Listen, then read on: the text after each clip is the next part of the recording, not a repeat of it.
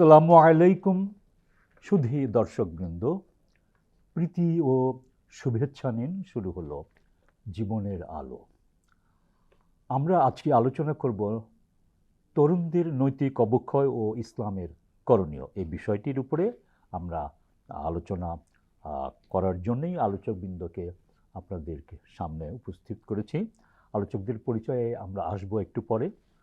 প্রথমেই বলবো যে তরুণ সমাজ জাতির শক্তি ও ভবিষ্যৎ। নৈতিক অবক্ষয়, আসক্তি ও মূল্যবোধের সংকট এই বিষয়গুলো খুবই আলোচনার দাবি রাখে এবং আসুন আলোচকবৃন্দের সাথে আপনাদের পরিচয় করিয়ে দিই। কারণ তরুণদের জীবনকে যে নৈতিক অবক্ষয় গভীরভাবে প্রভাবিত করে, এই বাস্তবতায় আলোচকবৃন্দের কাছ থেকে আমরা আলোচনা শুনব। আসুন আপনাদের সাথে পরিচয় করিয়ে দিয়ে রয়েছেন মাওলানা ওসমান গনি, বিশিষ্ট আলেম, এবং রয়েছেন ডক্টর মোহাম্মদ আব্দুল মান্নান, বিশিষ্ট আলেম।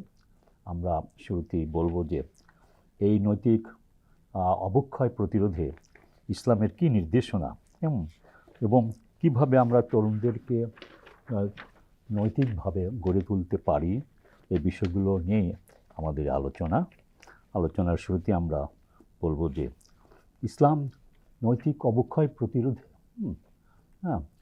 কি বলেছে কোরআন ও হাদিস থেকে, যদি ডক্টর মোহাম্মদ আব্দুল মান্নান সুস্পষ্ট করেন। যৌবন হচ্ছে একটি আগুন। এই আগুনকে যদি কন্ট্রোল করা যায় পৃথিবীকে আলোকিত করে, আর এই আগুন যদি কন্ট্রোল না থাকে তাহলে পৃথিবীকে জলে নিঃশেষ করে দেয়, অন্ধকারের মধ্যে ঠেলে দেয়। সেজন্য তরুণ প্রজন্ম যত মার্জিত, যত সভ্য, যত ইসলামের মাপকাঠিতে থাকবে, ততদিন পর্যন্ত সমাজ, পরিবার, দেশ, রাষ্ট্র সুগঠিত থাকবে, আলোকিত থাকবে। এটাই ইসলামের প্রত্যাশা। আমরা দেখেছি রাসূলুল্লাহ নবী সাল্লাল্লাহু আলাইহি ওয়াসাল্লাম নবুয়ত প্রাপ্ত হয়েছেন তিনি তাহার তারুণ্যের শেষ সীমানায় 40 বছর বয়সে, এবং নবুয়ত প্রাপ্তি হওয়ার পরে ইসলামের কর্ণধার হিসাবে রাসূল সাল্লাল্লাহু আলাইহি ওয়াসাল্লামকে যারা সাপোর্ট করেছেন তারা ছিলেন সকলেই তরুণ। আর এই তরুণ প্রজন্মের মধ্য দিয়েই অন্ধকারের অমানিসায় নিমজ্জিত আরব সহ টোটাল বিশ্বকে একটি সোনালী যুগ উপহার হিসাবে আল্লাহ রাসূল সাল্লাল্লাহু আলাইহি ওয়াসাল্লাম এই পৃথিবীতে দিতে সক্ষম হয়েছেন। যেই দেশের তরুণরা যত স্বচ্ছ, যত সুন্দর, যত মার্জিত, যত সত্যবাদী, যত অধ্যবসায়ী, সেই দেশ তত উন্নত, তত সুনাম সুখ্যাতি অর্জন করেছে। আর তরুণদের বিপর্যয় যেখানে আছে সেখানে অবশ্যই দেশ অন্ধকারে চলে যায়। এজন্য ইসলাম নয় শুধু, এটা সকলেই বিশ্বাস করে যে তরুণ এরাই পারে সমাজকে পাল্টে দিতে। আমাদের দেশে একটি প্রবাদ আছে, উল্টে দিতে যুগ জমানা চাহিনা অনেকজন, জাতির জাগরণ। আমরা আবার একটু বিশ্লেষণে আসবো যে নৈতিক অবক্ষয় বলতে কি বোঝায়, এটি আরেকটু সুস্পষ্ট হওয়া দরকার যাতে করে আমরা এগুতে পারি সামনের দিকে। পূর্বে আমাদেরকে জানতে হবে নৈতিকতা বিষয় বলতে কি বোঝায়। তো যখন নৈতিকতা বিষয়টা আমরা বুঝবো, এর বিপরীতে তখন সহজেই বোঝা হবে যে নৈতিক অবক্ষয়টা কী। তাহলে নৈতিকতা এর অর্থ হলো সত্যবাদী হওয়া, আমানতদার হওয়া, একজন মানুষ সভ্য ভদ্র হওয়া, একজন যুবক সে আল্লাহর বিধান মোতাবেক চলবে, সে একটা সভ্য জীবনযাপন করবে, আদর্শ জীবনযাপন করবে। কোনো একজন তরুণের মধ্যে, যুবকের মধ্যে যখন এই বিষয়গুলো না পাওয়া যায়, তখনই বলা হয় এই নৈতিকতার অবক্ষয় তার মধ্যে দেখা দিয়েছে। তরুণ সমাজ এটা শুধুমাত্র ইসলামের দৃষ্টিতে নয়, বরং স্বাভাবিক আকল, মেধা সব কিছু বিবেচনায় যদি আমরা তরুণদের বিষয়টাকে দেখি, তো তরুণরাই সব দিক থেকে, সব জায়গায়, সমস্ত জাগরণ সব কিছুর জন্য তরুণরাই আমাদের একমাত্র উপকরণ। তো তরুণ সমাজ তাদের যখন আধ্যাত্মিক বিষয়গুলো, তাদের যখন নৈতিকতার বিষয়গুলোতে অবক্ষয় দেখা দেয়, এখানে যখন সমস্যা দেখা দেয়, তখন এটার প্রভাবটা পুরো সমাজের মধ্যে, পুরো রাষ্ট্রের মধ্যে পড়ে। এজন্য ইসলামে তরুণদেরকে নিয়ে রাসূলুল্লাহ সাল্লাল্লাহু আলাইহি ওয়াসাল্লাম খুব বেশি এই বিষয়টা আলোকপাত করেছেন। তরুণদের উন্নতি কিভাবে হবে, তরুণরা কিভাবে আমানতদার হবে, তরুণরা কিভাবে সমাজের সমস্ত স্তরে তারা কিভাবে অবদান রাখতে পারে, এর জন্য রাসূলুল্লাহ সাল্লাল্লাহু আলাইহি ওয়াসাল্লামের যেই নির্দেশনাগুলো, রাসূলুল্লাহ সাল্লাল্লাহু আলাইহি সাল্লাম তরুণদের জীবন, যুবকদেরকে এত বেশি প্রায়োরিটি দিয়েছেন, এত বেশি গুরুত্ব দিয়েছেন। রাসূলুল্লাহ সাল্লাল্লাহু আলাইহি ওয়াসাল্লাম এইভাবে বলেছেন তরুণদের বিষয়টাকে, কিয়ামতের ময়দানে সমস্ত মানুষকে যখন আল্লাহর দরবারে একত্রিত করা হবে, আল্লাহর দরবারে যখন সবাই একত্রিত হবে, তখন মানুষের জীবন সম্পর্কে আল্লাহ তাআলা প্রশ্ন করবেন। সেই প্রশ্নের মধ্যে সমস্ত মানুষ চলে আসে, যে সমস্ত মানুষের জীবন, এর মধ্যে আবার এরপরে দ্বিতীয় প্রশ্ন আল্লাহ তাআলা করবেন, আন শাবাবিহি ফিমা আবলা। আল্লাহ জিজ্ঞাসা করবেন যে, হে যুবক, তুমি তোমার যৌবনটাকে কোন কাজের মধ্যে ব্যয় করেছিলে। তো জীবন সম্পর্কে প্রশ্নের পরে আবার পাল্টা যৌবন সম্পর্কে প্রশ্ন, বোঝাই যায় যে আল্লাহর কাছে যৌবনের গুরুত্বটা কত বেশি। এবং আমরা যদি আমাদের দুনিয়ার স্বাভাবিক বিবেচনাও দেখি, যে সরকারি চাকরি অথবা যে কোনো বড় ব্যবসা প্রতিষ্ঠানে চাকরির জন্য একটা নির্দিষ্ট বয়স আছে। তার মানে এই যুবক বয়সটা তাদের কাছেও খুব গুরুত্বপূর্ণ। এই বয়সটা যখন চলে যায়, তখন মানুষের গুরুত্বটা অন্য সময়ের তুলনায় কমে যায়।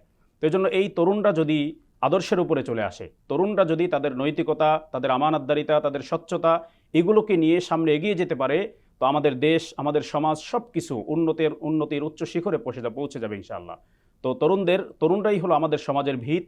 এজন্য তরুণদের অবক্ষয়ের জন্য যেই সমস্ত বিষয়গুলো দায়ী, এর মধ্যে সর্বপ্রধান হলো যে আমরা এই তরুণ, তো একটা শিশু থেকে শিশু বয়স থেকেই সে এক পর্যায়ে তরুণ বয়সে পদার্পণ করে। এজন্য তরুণ যখন ছোট্ট বাচ্চা থাকে, শিশু থাকে, ওই সময় থেকেই তাকে পারিবারিকভাবে, তাকে একাডেমিকভাবে এমন কিছু শিক্ষা দেওয়া যে সে যেন এই ছোট্ট যখন ছিল ওই সময় থেকেই সে একটা আদর্শবান তরুণ হিসেবে গড়ে ওঠে। কারণ বাচ্চা যখন ছোট থাকে, সে কাদা মাটির মতো, তাকে আমরা যেভাবে গড়তে চাই এই সময় ওইভাবেই গড়া তাকে সম্ভব। কিন্তু যখন এটা শক্ত হয়ে যায়, তখন তাকে যেভাবে ইচ্ছা সেভাবে আর গড়া যায় না। এজন্য যখন একজন তরুণ, সে শিশু থাকে, তখনই তার প্রতি মেহনত, তার প্রতি সেই মা বাবা এবং তার পরিবার, তার সমাজ, সব কিছু যদি, আমাদের সমাজের সব কিছু যদি পজিটিভ থাকে, এবং একদম ছোট্ট শিশুকে যদি আমরা সেইভাবে গড়ে তুলতে পারি, এই ছোট্ট শিশুই একসময় তরুণ হবে এবং সে একজন আদর্শ তরুণ হয়ে আমাদের সমাজের, আমাদের দেশের কল্যাণে সে নিয়োজিত হতে পারবে।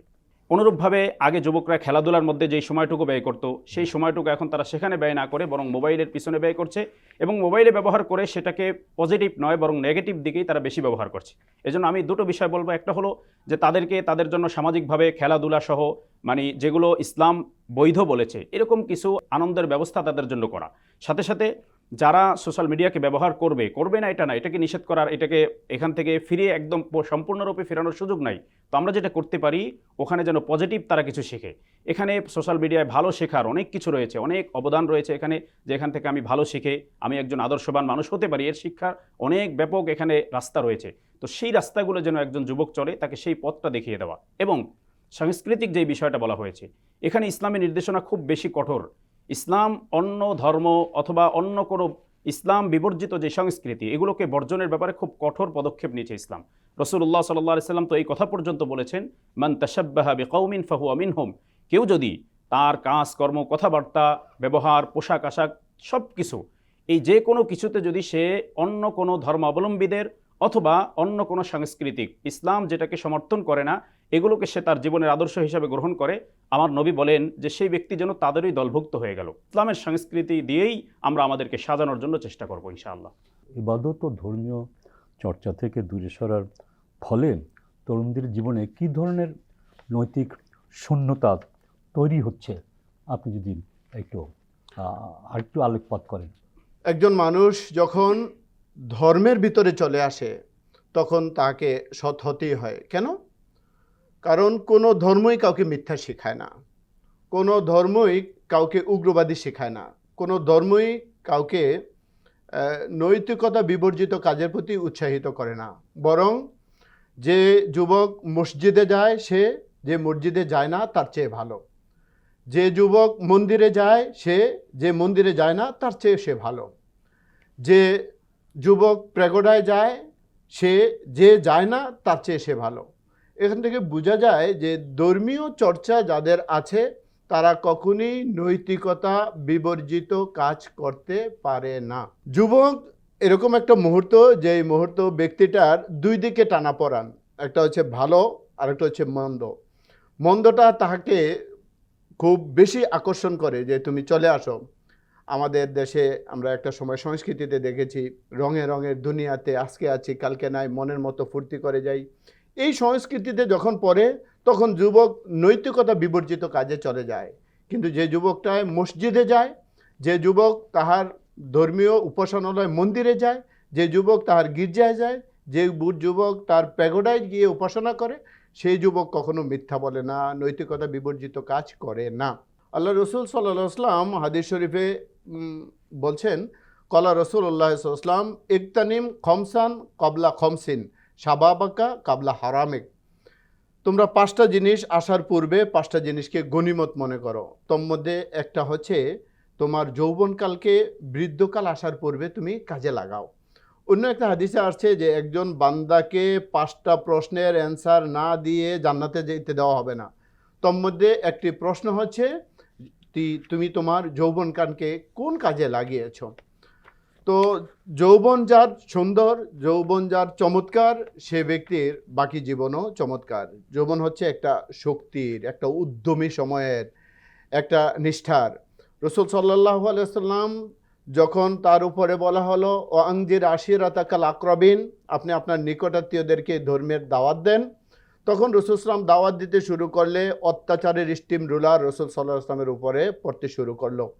এই সময় রসুল সাল্লাল্লাহু আলাইহি ওয়াসাল্লাম 2জন যুবকের ব্যাপারে আল্লাহর কাছে দোয়া করলেন, আল্লাহ এই আবু সুফিয়ান অথবা ওমর, এই 2জনকে তুমি ইসলামের জন্য কবুল করো।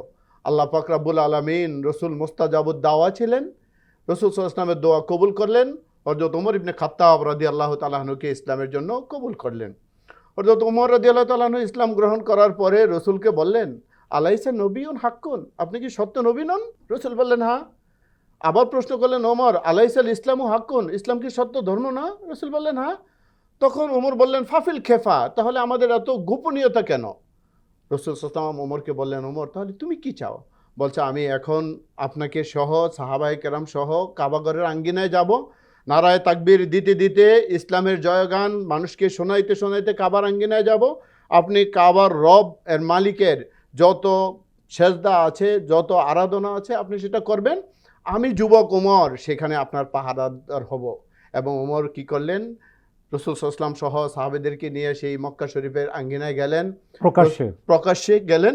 এবং ওমর ইবনে খাত্তাব রাদিয়াল্লাহু তাআলা আনহু তখন প্রকাশ্যে ঘোষণা দিলেন, কে আছো তাহার বাবাকে সন্তানহারা করবা, আমার সামনে আসো। কে আসো তার স্ত্রীকে বিধবা করবা, আমি যুবক ওমর ইবনে খাত্তাবের সামনে আসো। কে আসো তাহার সন্তানকে এতিম করবা, সে আমার সামনে আসো। তখন এই যুবক ওমরের সামনে কেউ আসতে সাহস পায় নাই। কেন? ওমর রাদিয়াল্লাহু তাআলা আনহু ইসলামের বলে বলিয়ান হয়ে তাহার বাহুর নিচে যে যৌবক টকবক করেছে যৌবন, সেই যৌবন দিয়ে রসুল সাল্লাল্লাহু আলাইহি ওয়াসাল্লামকে ইসলামকে যখন তিনি সহযোগিতা করতে শুরু করলেন, তখন দিবালোকের ন্যায় ইসলাম চারিদিকে প্রসারিত হতে শুরু করলো।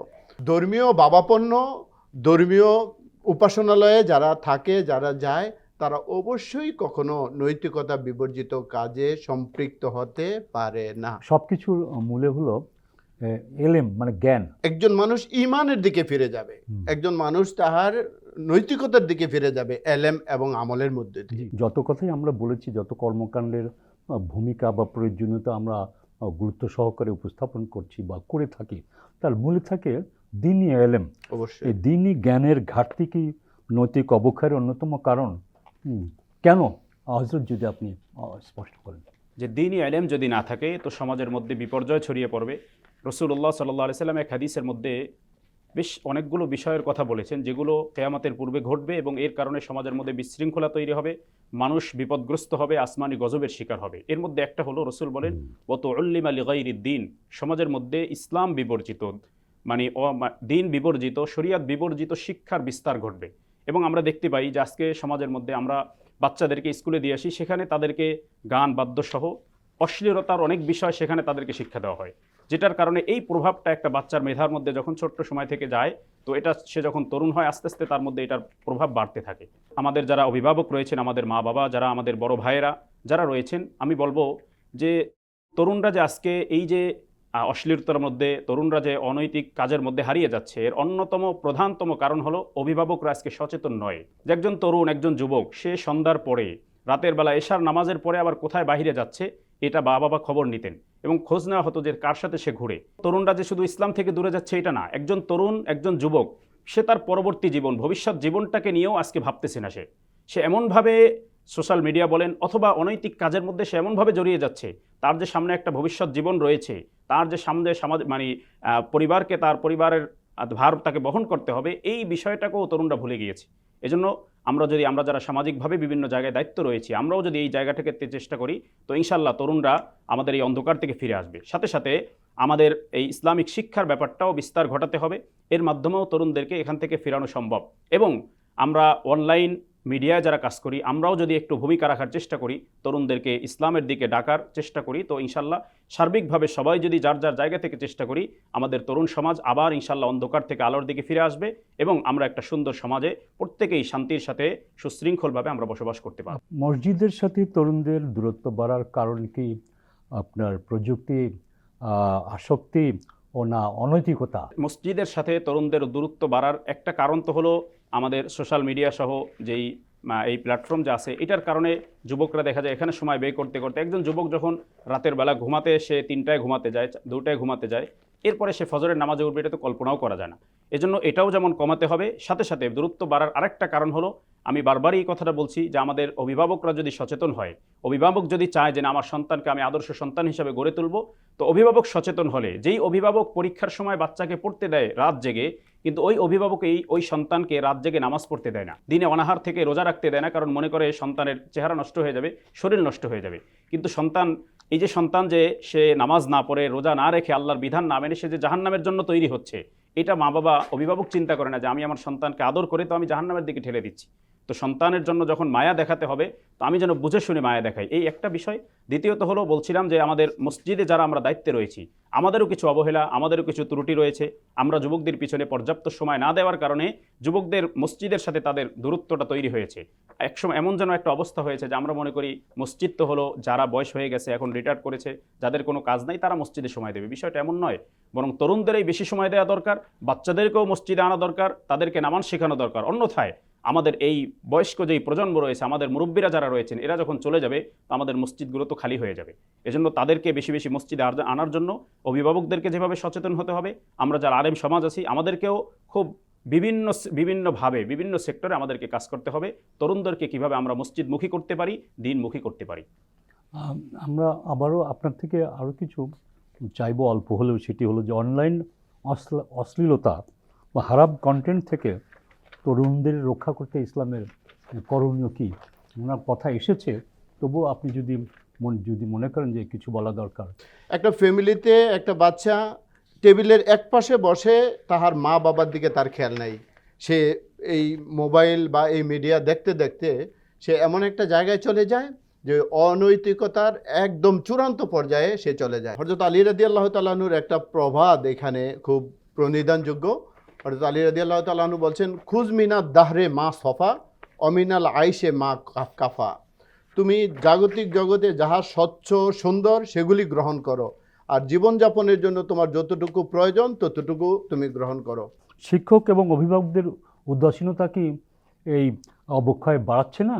শিশু সন্তান যখন আপনার গড়ে বেড়ে ওঠে, যখন আপনি যদি তাকে ধর্মীয় মূল্যবোধে যদি তাকে আপনি না উঠান, তাহলে সে পাকলে ঠাস ঠাস করবে। আমরা একজন শিক্ষক হিসাবে আমাদের কাছে অভিযোগ আসে, স্যার আমার সন্তানটা কথা শোনে না, তাকে একটু কিছু বলেন। এই সন্তানটা কথা শোনে না, এই পর্যায়টা 1 দিন 2 দিন 3 দিনে হয় নাই। আপনার পরিবারের অবহেলা থেকে ধীরে ধীরে ধীরে ধীরে সে ভিন্ন জিনিসে আসক্ত হয়। মানে বর্তমান প্রজন্মের ভাষা ও বাস্তবতা বুঝে তাকে দাওয়াত দিতে হবে। তাকে হঠাৎ করেই হুট করেই তাকে শাসন করা যাবে না, হঠাৎ করে হুট করেই তাকে বড় ধরনের লম্বা আওয়াজ করা যাবে না। কি পদ্ধতিতে দাওয়াত দেওয়া যায়, এটা চিন্তা করতে হবে, ভাবতে হবে। দরকার হলে সমপর্যায়ের লোকদের সাথে অভিভাবকরা বসে আলোচনা করবে, পর্যালোচনা করবে যে আমরা কিভাবে আগাবো। মাদক এবং অপরাধ সহিংসতায় জড়িয়ে যাচ্ছে যুবকরা। হযরত, যদি এই মাদক অপরাধ থেকে কিভাবে বাঁচা যায়? আল্লাহ বলেছেন এই মদ এবং এই সংক্রান্ত যা আছে মাদক, এই সব কিছু শয়তানের কর্মকাণ্ড, এবং সফল হতে হলে অবশ্যই এগুলো ছাড়তে হবে। এগুলোর সাথে সম্পর্ক রেখে কোনো মানুষ, কোনো যুবক সফল হতে পারবে না, না তার দুনিয়ার জীবনকে সুন্দর করতে পারবে, না তার আখিরাতের জীবন। এজন্য যুবকদের প্রতি আমাদের আহ্বান থাকবে যে আমরা এই অন্যায় থেকে বেরিয়ে আসি, এবং অভিভাবকদের প্রতি আহ্বান থাকবে যে আমরা আমাদের সন্তানদেরকে এর থেকে ফেরানোর জন্য যত উপায় অবলম্বন করা দরকার আমরা সমস্ত উপায়কে অবলম্বন করি। ধন্যবাদ আপনাদের উভয়কেই। দর্শকবৃন্দ, আমরা এতক্ষণের আলোচনা থেকে বুঝতে পারলাম যে নৈতিক অবক্ষয় কোনো একক সমস্যার ফল নয়, বরং সমাজ, শিক্ষা ও ধর্মীয় চর্চার সম্মিলিত দুর্বলতার প্রতিফল। আমাদের দায়িত্ব হলো তরুণদের দোষারোপ নয়, বরং ভালোবাসা, দিক নির্দেশনা ও ইসলামের আদর্শের মাধ্যমে তাদের সঠিক পথে আহ্বান জানানো। তাই যেন হয়। আল্লাহ হাফিজ।